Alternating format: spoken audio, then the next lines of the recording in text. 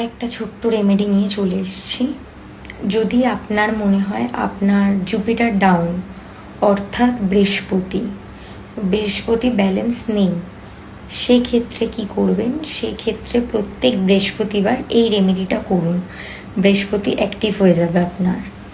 কি করতে হবে? বৃহস্পতি ব্যালেন্সের জন্য স্নানের জলে আপনারা নিজেরাই একটু কাঁচা হলুদ নিয়ে বেটে নেবেন, বেটে স্নানের জলে দিয়ে দেবেন, দিয়ে সেই জলটায় স্নান করে নেবেন। আর এটাও করতে পারেন, স্নানের আগে হলুদ মেখে সারা গায়ে, হাতে, মুখে হলুদ মেখে আর হলুদ জলে স্নান করুন। এটা আপনাদের বৃহস্পতি অ্যাক্টিভ হয়ে যাবে।